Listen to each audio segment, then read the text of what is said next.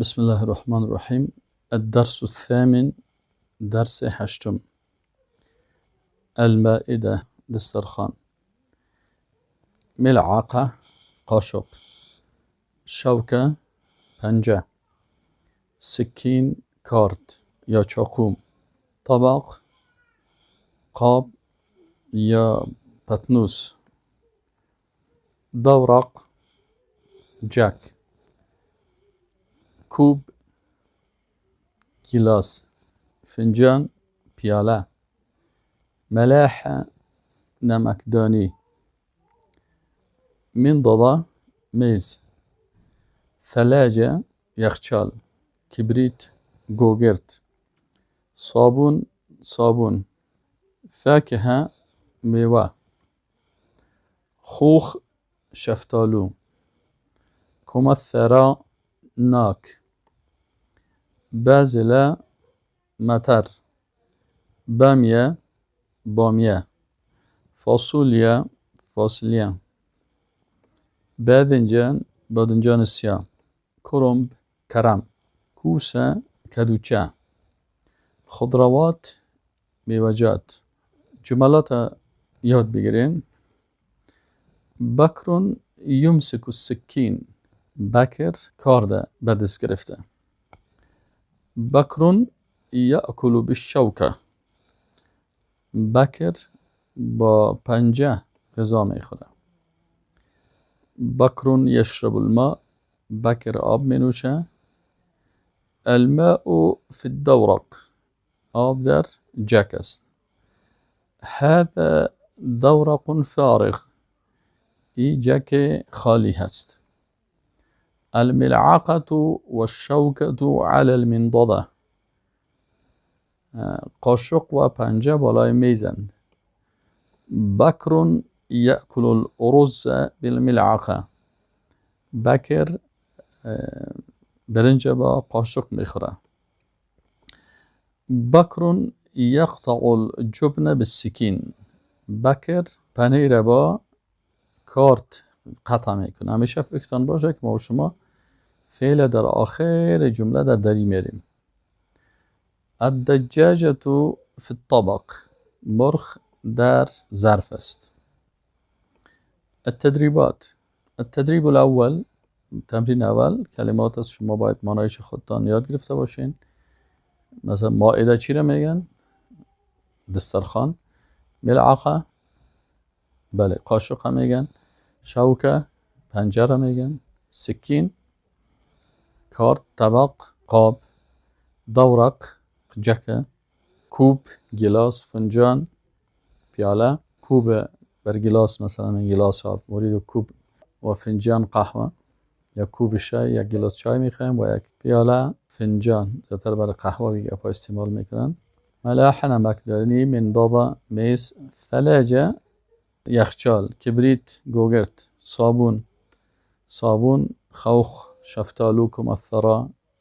ناک، فاکهه میوه. بازله، مطر میگن. بامیه و فاصولیا. باذنجان و فارغ، خالی. کرم، کوسه و خضروات، میوجات. التدریب الثانی، تمرین دوم. خب اینجا 3 تصویر است. نشست ملعقه، سکین و پنجه هست بالا. پس شما یک خطک میکشین رو ملعقه چی میگن؟ قاشق میگن. 3 کلمه است اونجا. منضده میزه میگن و بالاش یخچال است و ثلاجه میگفتن و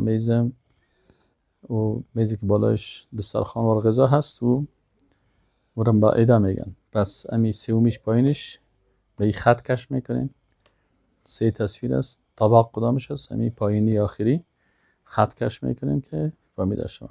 فاصله اون روبرویتان مقابلش فاصله است، چرا بالاش بامی است و زیرش بانجان است. التدریب الثالث، تمرین سومی. اینجا صحیح و غلط است دیگه. مثلا مائده روبرویش مائده نیست به خاطر که کمثرة هست روبرو دورق گفته. آیا دورق اونجا است؟ جک نیست، غلط است. و کمثرا، پس شما خط کش کنین به هر کدامش که درست است. مثلا مائده را در دومی بیارین، کمثرا را مثلا اون در بالا ناکه ببرین، هر کلمه را خط کش میکنین در مقابل درستش. مائده، دورق و کمثرا. دومی مائده هست، به او خط کش میکنین، بالایش کمثرا ناک است، به طرف ناک خط کش میکنین. و سومی عکس جک است، دورق، به او خط کش میکنین. این قسم سکین، باذنجان، فاکهه خط کش میکنین که کدامش درست است. سکین، باذنجان، فاکهه. سکین طبعا کارد است، باید به تصویر کارد خط کش کنین. باذنجان یک خط کش کنین ببرین به باذنجان و فاکهه میوه هست خط کش کنین. بامیه، بازلا، کوسه. طبعا بامیه اینجا تصویر دومی بامیه هست، بازلا تصویر اولی هست که دانگکاش معلوم میشه و کوسه سومی است، بیخی نزدیک است برش که کدوچه هست. دی تصویر دیگه خوخ در اول است، اما در تصویر خوخ شفتالو در آخر است، خط کش کنین. فنجان، پیاله رو برویش است، خط کش کنین. و کرنب، بالا و نمو کرم یا گلپی. التدریب الرابع، تمرین چهارمی. اینجا کلمات است، شما تلفظ درست یاد بگیرین. صابون، منضده، میز، فاصولیه، صابون، باذنجان، ما شما باذنجان بگیم، اونا باذنجان. یقطع، قطع میکند. ثلاجه، ثلاجه، یخچال. دراجه، دراجه، بایسیکل. بازله، بازله. بازله چی است؟ مطر. یقطع، یقطعو، استاد که بیش باز میگه یقطع، قطع میکند. ماء، ماء، آب. خضروات، خضروات، سبزیجات. ماء، کوب، گلاس. کوسه، کدوچه. فاکهه، میوه. کمثرا، ناک. خوخ، شفتالو. کبریت، گوگرد. التدریب الخامس، شکل نوشتاری ضاد براتان میگه که چه قسم تلفظ میشه. ضاد. و در کلمات در اول، در وسط، در آخر میای. مثلا اخضر، اخضر، سبز. منضده، منضده، درست تلفظ کنین. منضده. میز، بيض، بيض، تخم. يتوضأ، يتوضأ، وضو میکند. خضروات، سبزیجات. يضحك، خنده میکند. واو، فوق، خضروات. ثوم، سیر. يتوضأ، وضو میکند. شوكة، پنجه. دورق، جک. موز، كيلة. وجه، روی. دواء، دواء. يتناول، میخورد. التدريب السادس، ز. شکل ز را سعی کنید. مثلا أرز، برنج. خبز، ينزل، پایین میشود. جزر، زردک. سین، چه قسم نوشته میشه؟ سین. سکین، در اول کلمه. سکین. مدرس، در آخر کلمه. یسجد، یسجد، سجده میکند. در وسط کلمه. کراسه، در وسط کلمه. کتابچه. کراسه.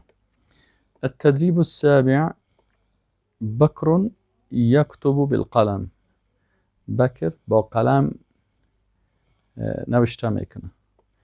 دی تصویرش کدامش درست است؟ تصویر چهارمی درست است، به خاطر از اینکه اونجا با قلم نوشته میکنه.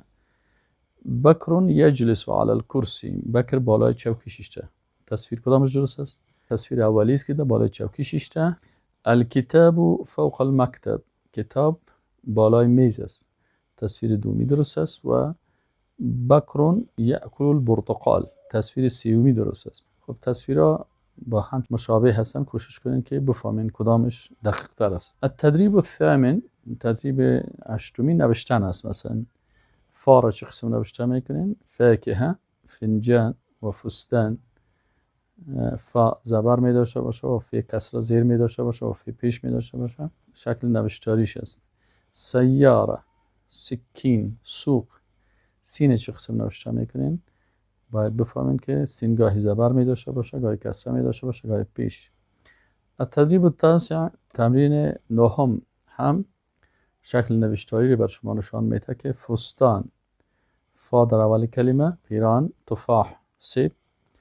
و موقف، یعنی شما سعی کنین که فا را نشان میده که در اول کلمه خردترک نوشته میشه، در وسط کلمه باز دو طرفش خطک می داشته باشه و داخل کلمه. یعنی شکل نوشتاری ف و شکل نوشتاری خا را براتون نشان میده که خبز، نان. خا در اول آمده و یخرجو وقتی که در وسط کلمه نوشته میکنین خا چه قسم نوشته میشه؟ خی. و در وسط کلمه و آخر کلمه. التدریب العاشر، شما نوشته میکنین قف، استاد شو، زیرش رو تو ضعیف نوشته کردی که تیز کنین تا درست نوشته کردن یاد بگیرین و باز دو دانه پایین نوشته کنین. قف قف پایین نوشته کنین. کارخانگی تان است. ما آب ضعیف است رو باید تیز کنین و دو تا دیگه هم در زیرش نوشته بکنین. کارخانگی تان است. و السلام علیکم و رحمت الله و برکاته.